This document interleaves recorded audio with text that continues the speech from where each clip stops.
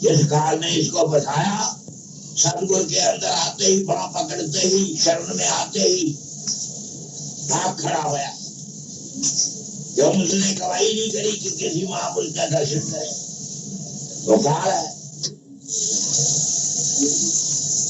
ये जीव आत्मा इन बंधनों से इस तरह जकड़ गई, कैसे अपने असली घर का याद ही भूल गई कि मैं सचखंड की मालिक हूँ। मैं तो अपनी मालिक की गोद में बैठी। काल ना है मुझे तन मन में घेरा, पाया तूने दुख बतेरा, दुख में तुमको जब ही वो सतगुरु लेने के लिए आ गए, फट संत रूप करके आ गए। तभी काल को रचा हमने जानबूझ के, क्योंकि बिना काल के डर के, बिना काल के कदर नहीं दिया। काल ना होता तो तुम कभी सत्संग में ना आते। ये जितनी बीमारियां हैं, जितने दुख है संसार में, नानक दुखिया सारा ही संसार। सुखी वो होगा जो गुरु से नाम लेके हो जाए नाम की नदार, तो सतगुरु की गोद में आ जाएगा। तो काल उसको देख के भाग जाएगा। गुरु उसका लेखा फाड़ेगा। काल का सगलो लेखा फाड़ा ओदे घरमा से जन्म जन्मते सही फिर और तुम खरीद के रख लिया सतगुरु ने। अब तुम सतगुरु के कब्जे में हो। अब काल को निकाल दिया। अब तुम्हारा उठना बैठना खाना पीना सब सतगुरु के अंदर है। तुम्हें ऐसी जगह सतगुरु ले जाएगा जहाँ तुम्हारा जी नहीं करता, लेकिन वहां तुमको शरण में देंगे। क्योंकि सतगुरु जो है अपने शिष्य की बेहतरी जाता है, चाहे बीमारी देवे, चाहे बदहजीबी देवे, चाहे कोई दुश्मन देवे, चाहे सामने लड़ावे, वो तुम्हारे फायदे के लिए करता है। क्यों? तुम्हारे पिछले कर्म काटने हैं। काल तो 84 लाख में डाल के काटता है और सतगुरु बीमारियों से सुपने में दिखा देता है, सुपनों में काट के रख देता है। कई फिल्में सारे जन्म में इकट्ठी हुई तुम्हारे अंदर एक फिल्म बनी हुई है। वो तो एक सपने में, अब राजा जब को सपना आ गया, सपने में देखता है कोई राजा आया है, उसने सारा मेरा राजपाट काबू कर लिया और मेरे पीछे फौजी दौड़ाए के जाओ राजा जनक को हम हथकड़ी लगाएंगे। राजा जनक फूलों की छेड़ पर नीचे कील खा विषय है, उसको खाना चाहिए। रानियां चौड़ी चल रही हैं, नौकर भी, और उसको नींद नहीं आ रही। एक टौखा आ गया, कोई राजा आया, उसने मेरे सारे राज पर कब्जा कर दिया। उसको पता था कि फर्श के ऊपर दरी बिछी है ना, इसके अंदर फट्टा है और वो पौड़ियां है, वो जंगल का रास्ता है। उसने भाग के डरते मारे फट्टा उठाया, नीचे से बंद कर दिया और पौड़ियों के रास्ते जंगल उजाड़ दिया, वहां में चला गया। 7 दिन चलता रहा, 7 दिन भूखा रहा। ना नगर को जावे, ना डंडी को जावे, ना सड़क को जावे कि कहीं उस राजा के आदमी मुझे पकड़ के ना ले जाए। 7 दिन चलता रहा। 7 दिन के बाद एक गाँव आया, एक बुढ़ी खिचड़ी बना के खा के बर्तन धो रही थी। अरे वहां मैं 7 दिन का भूखा हूँ, मेरे को कुछ खाने को दे। कहने की पुत्र मैं दिहाड़ी में एक ही बार खाना खाती हूँ, मैं तो खा चुकी। एले चावल, एला दाल, एला पतीला, एला माचिस और एला पानी। सामने दरख्त के नीचे बैठ के इतना राशि पत्थर लाते तो खिचड़ी बना लाए। गौरमेंट तेरी क्या सेवा हो। लकड़ियां कच्चियां गई, वो सिल्ली थी, उनको आग लगावे बुझ जावे, अभी सुखने लगे। पीठी के ऊपर पतीला रख दिया, 1 किलो पानी धुएं से निकल गया। अब खिचड़ी पके नहीं, एक उबाला आ गया, कहता है इतने में तो जान निकल जाएगी, कच्ची खा लेते हैं। पत्ते तोड़े, बिछाए और कच्ची खिचड़ी पलट दी। इतने में 2 बैल भैंसे लड़ते लड़ते आए, बेशुमार मिट्टी सारी उड़ के खिचड़ी में पड़ गई। एक किनारा खाली था, गराई लगा चुकने, 4 कुत्ते भूखे पता नहीं कहां से आ गए, एकदम सारी खिचड़ी खा गए। उसका हाथ खाली खाली रह गया, एक दाना भी नहीं हाथ में आया। इतने में आंख खुल गई, देखा मैं राजा हूँ, रानियां सो गई हैं, सारे मेरे इशारे पर चलते हैं। ये मैंने सुपना क्यों देखा? अब मुझे गुरु करने की लोड़ पै गई, जो मुझे ये बतावे कि ये जो मैंने सुपना देखा है ये सच है या मेरा ये राज है ये सच है, दोनों में कौन सा सच्चा है, झूठा चला है। अब मैं गुरु करूं, और गुरु भी ऐसा करूंगा, घोड़े की रकाम में एक पैर रख के पराठी मार के जितनी देर में दूसरा पैर आता है इतने में ज्ञान देंगे। तो सवेरे उसने महल बनाया एक बड़ा भाई, और टंडोरा पटवा दिया कि राजा जनक को गुरु करने की जरूरत पड़ गई है। जो राजा का गुरु बन के आवे और मेरी शंका निवारण करेगा, मैं उसको सारा राजपाट दे के सारी उम्र उसके चरणों का दास बन के रखूं। ये टंडोरा पटवा दिया। और जो महल बनाया उसके बाद 2 चौकीदार रख दिए और एक नगारा रख दिया, 2 डंडे रख दिए बजाने के लिए। उस पर लिखा दिया जो गुरु आवे वो आगे पहले नगारा बजावे। फिर चौकीदार खबर करे एक कि कोई महापुरुष आया है, तो राजा अंदर बैठ के विद्वानों की सभा लगाएगा और फिर वो दोनों पहरेदार इज्जत के साथ उस महापुरुष को लाएंगे। अंदर भी एक स्टेज बनाई, 3 खाप इतने के कपड़े बिछा के हीरे ज्वारत सिंहासन के पास खड़ा होके राजा के प्रश्नों का उत्तर देवे और न दे सका तो उसको कैद कर दिया जाएगा, बाहर नहीं जाने दिया जाएगा। क्योंकि राजा कहता है जो मेरा प्रश्न नहीं दे सकता और सिंहासन पर भी नहीं बैठता, मौत से भी डरता है, तो वो झूठी गिरवाई जाके बाहर से तो उससे क्यों लेवे, जब तक पहले मेरे को शंका निवारण करे। तो इसलिए उसको खाने पीने पूजा पाठ का सारा इंतजाम दिया जाएगा, लेकिन बाहर नहीं निकलने दिया जाएगा जब तक तो कोई पूरा गुरु आके मेरी शंका निवारण नहीं करता।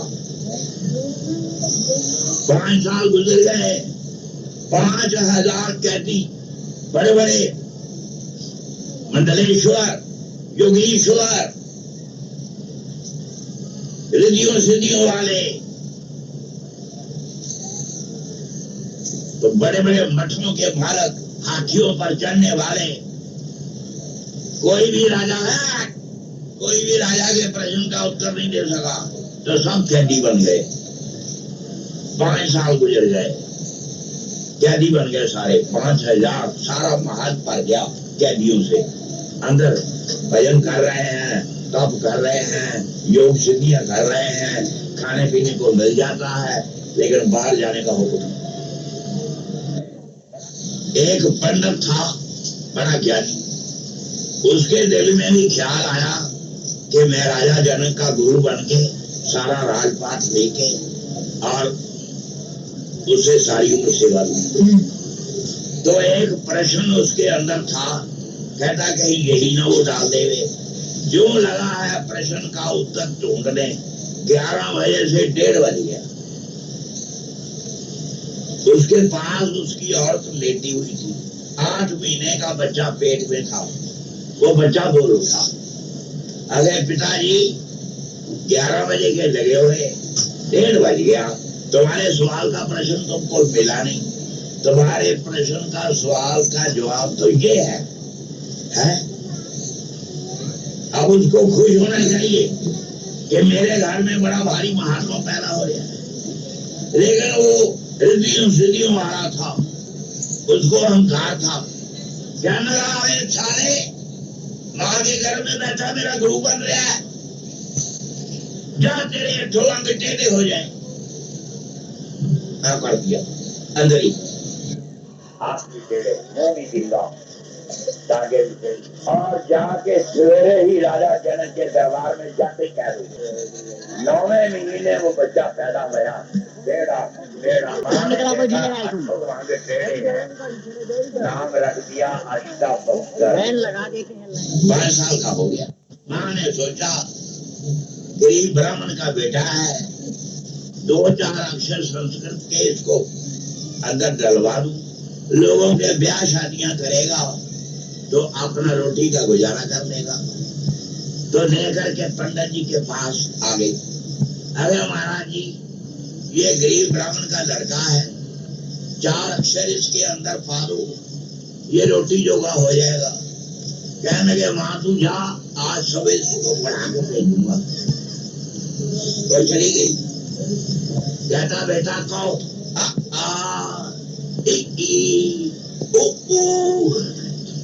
तो कहता पंडित जी ये आई करने लगे, ये सब क्या दे रहे हो? कोई धार्मिक पुस्तक नहीं है, कोई तुम्हारे पास ग्रंथ नहीं है?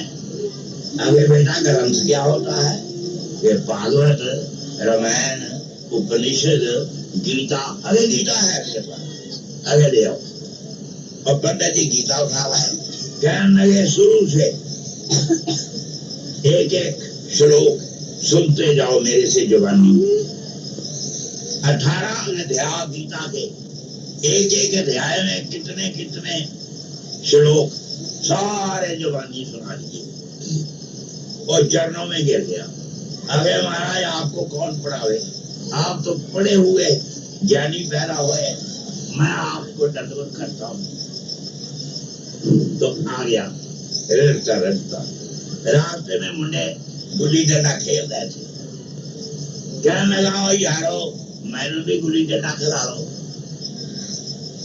तो उसका एक पड़ोसी लड़का था, उसको पता था, कहने लगा तेरे शर्म नहीं आती, तेरा बाप तो आज से 5 साल से राजा जनक की कैद में सड़ रहा है और तू गुल्ली डंडे खेलता है? ऐसा है, मेरा भी कोई प्यो, मेरी माँ ने आज तक मुझे बताया नहीं तेरा प्यो है। वो यही कहती रही मैं ही तेरा प्यो, मैं ही तेरा माँ, मैं ही तेरा सब कुछ। जब उसने कहा कि तू मेरा प्यो ही है तो फटाफट भागा गया, जाते ही कहता माँ सच दस मेरा बाप किथे है? कहने लगी पुत्र वो तो राजा जनक की कैद में है। क्यों गया कैद में? माँ बोली बात ये है, मैंने इतना सुना है कि राजा जनक का गुरु बनने के लिए जो जाता है वो वही कैद हो जाता है, मुड़ के आता ही। पर्चा आउट हो गए, कोई आके बतावे ये प्रश्न पाता है तो राजा की शंका निवारण हो गए। ये तो पता ही नहीं है वो क्या प्रश्न पाता है, इतना सुना कि कैद हो जाता है, मुड़ के नहीं आता। तो 5 साल हो गए। अरे माँ रख मेरे सिर पे हाथ, तेरे आशीर्वाद से, अपने गुरु कृपा से मैं कल ही बाप को तुम्हारे आगे लाए खड़ा कर दूंगा, तब मेरा नाम अष्टावक्र होगा। राजा जनक को नाकों के चने चबाऊंगा, उसको बता दूंगा कि गुरु कैसे ढूंढा जाता है। कहने लगी पुत्र 5 साल हो गए तेरे प्यो को, तेरा मुंह देख के जी रही हूं, अगर तू भी चला गया तो फिर मैं किसको देख के जीऊंगा? तू भी क्या हो गया कि माँ कैद होने के लिए नहीं पैदा होया, मैं राजा जनक के कैदियों को छुड़ाने के लिए पैदा हुआ हूं। तो मुझे एक बार आशीर्वाद दे दे। पुत्र हट के आगे मां की पेश नहीं गई, कह लगी पुत्र अच्छा जा। रिड़ता रिड़ता कपड़े फट गए, कीचड़ो कीचड़, मुंह दे उत्ते कट्टा मिट्टी, पता नहीं महीने में पहुंचा के 10 दिन में पहुंच गया। उधर राजा जनक ने अनाउंस किया था कि गुरुओं का खात्मा हो गया, तो इतने में आके उसने नगारा बजाना शुरू कर दिया। तो दरबान जो थे उन्होंने कहा कोई बच्चा है, इसको खेल समझता, खिलाओ बच्चे, ये नगारा बजाने वाला बच्चों का खेल नहीं, जो ये नगारा बजाता है वो राजा जनक का कैदी हो जाता है। अरे दरबान तेरी आंखें हैं तो कुछ पढ़ा लिखा भी है, ये देख क्या लिखा है कि राजा जनक का गुरु जो आवे पहले नगारे पर चोट लगावे, और तुम जाके राजा को खबर दो कि कोई महापुरुष आया है। अभी राजा जनक इतना ज्ञानी और इतना राजा महाराजा हो के उसके नौकरों का ये हाल कि उसके लिखे हुए की परवाह नहीं करते। जाओ जाके कहो कि अष्टावक्र बकरी आए। राजा ने सदासन लगा सब ज्ञानियों को इकट्ठा कर लिया, सब बैठ गए, अब इंतजार में है कि कौन महापुरुष आते। तो इतने में दोनों दरबान इज्जत से लेके उनको चल पड़े। तो देखा सभा साथ बड़े बड़े ज्ञानी बैठे हैं। जो मारिया चपूसी सरासन के ऊपर, सिंहासन सारा कीचड़ो कीचड़ी मिट्टो मिट्टी हो गया, लथपथ हो गया सारा। तो सबने देखकर ताल समाई, ये बिंगा टिंगा अठो अंग टेढ़े वाला गुरु बन के आया है राजा जनक को नसीहत देने के लिए।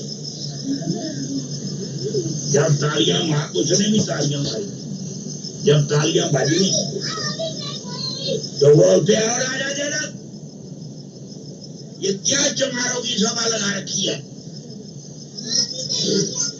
राजा जनक खड़े हो गए, आगे महाराज बड़े बड़े ज्ञानी, बड़े बड़े ऋषि, रिद्धियों सिद्धियों वाले यहाँ बैठे, तुमने सब कुछ जवार बना दिया, पहले मेरी यही शंका निवारण करो कि ये जवार कैसे होगा।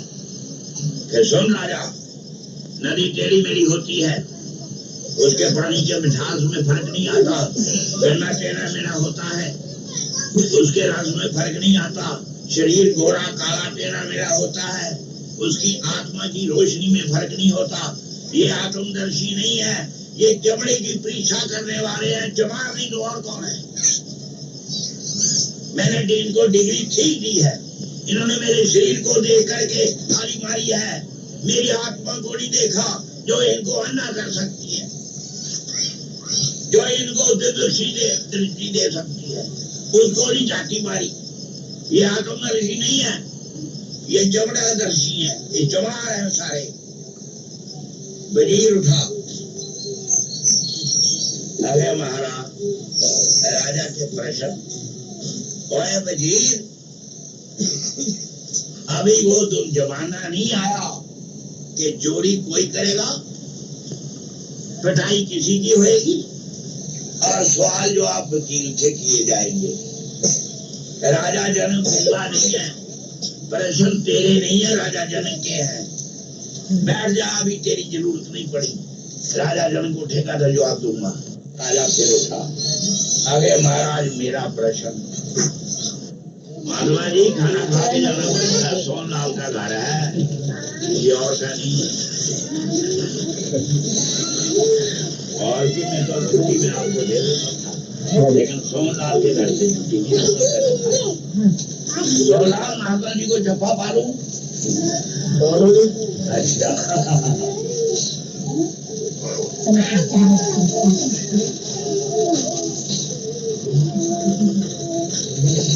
जब राजा दोबारा उठा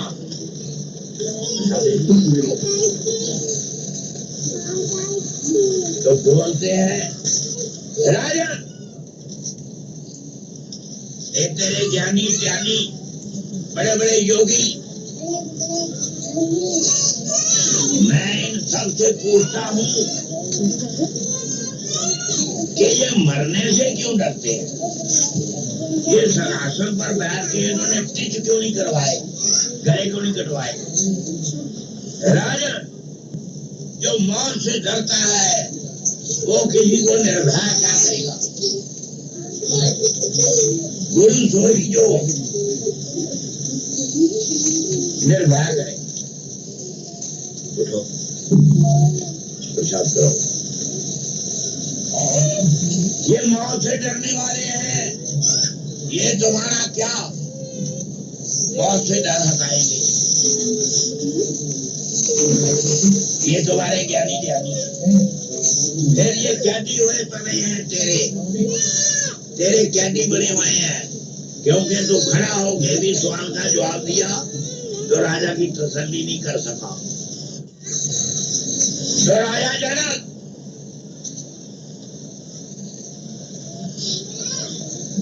तेरा प्रश्न बता दूं, जो सपने में देखा वो भी झूठ और ये संसार भी झूठ। बोल और क्या पूछता है? यही प्रश्न है। अगर यह हमारा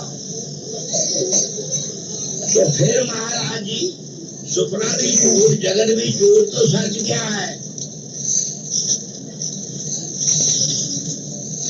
सुन राजन, सच वो चीज है जो कभी नाश नहीं होती।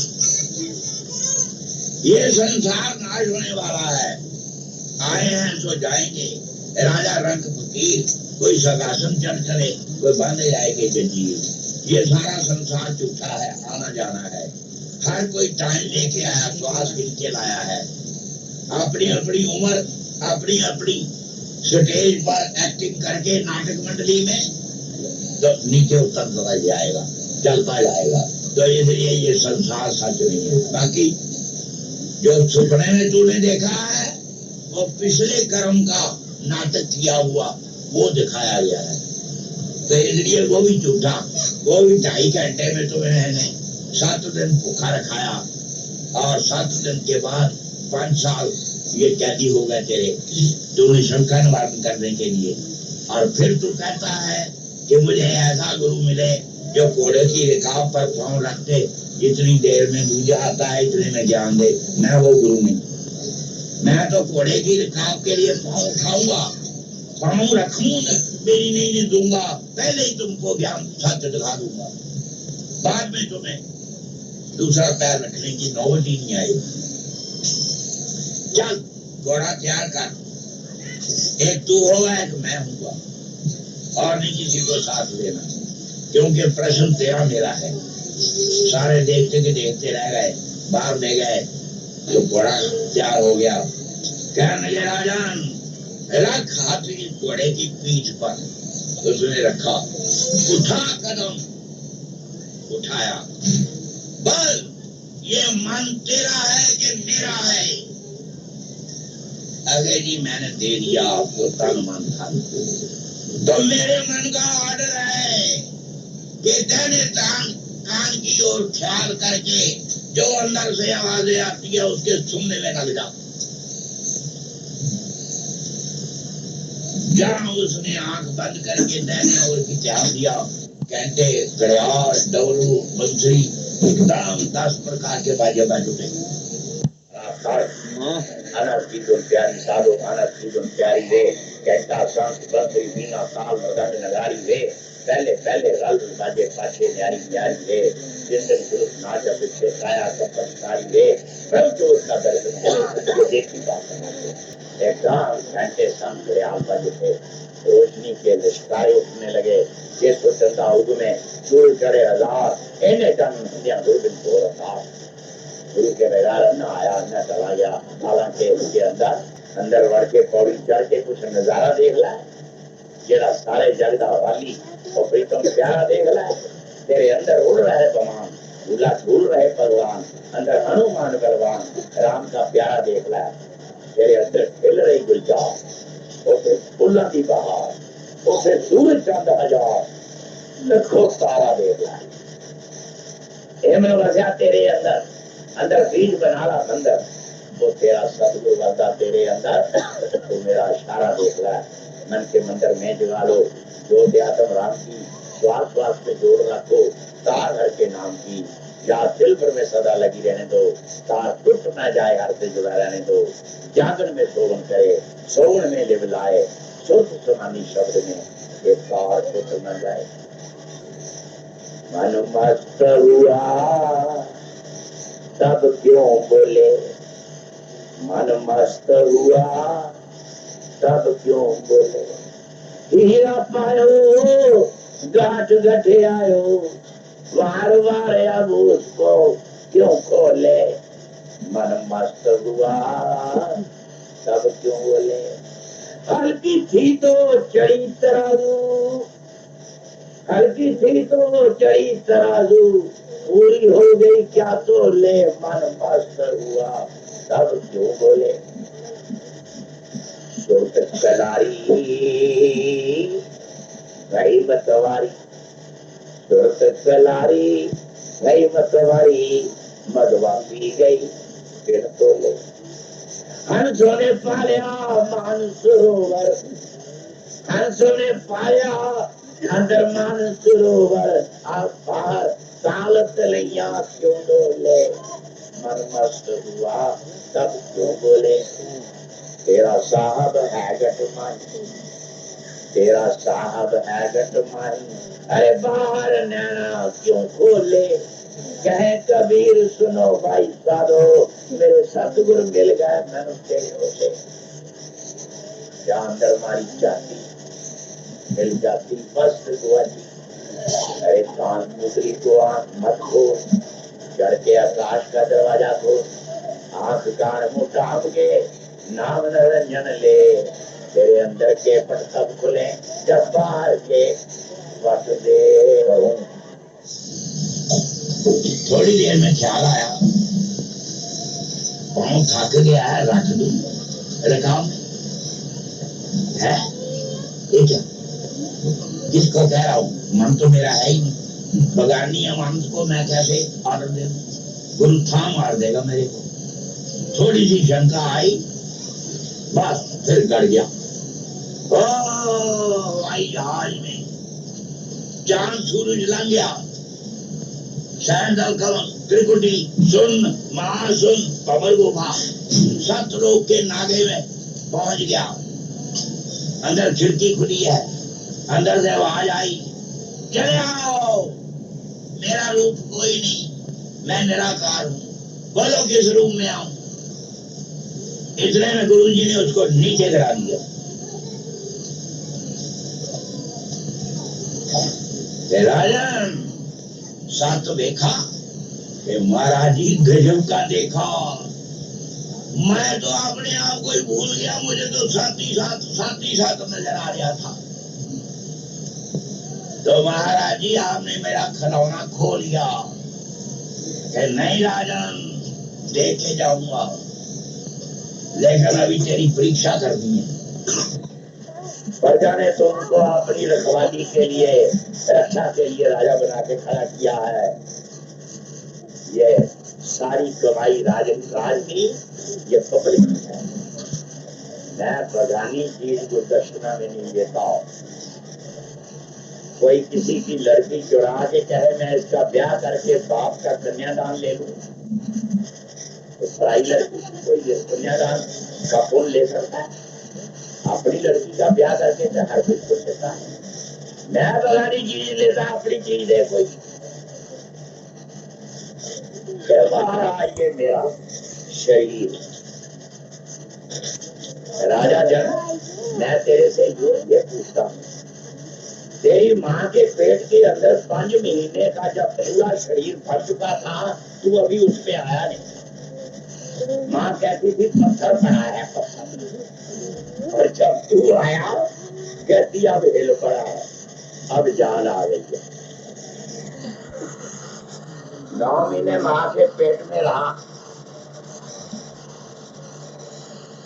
बने बनाए शरीर में दाखिल हो गया,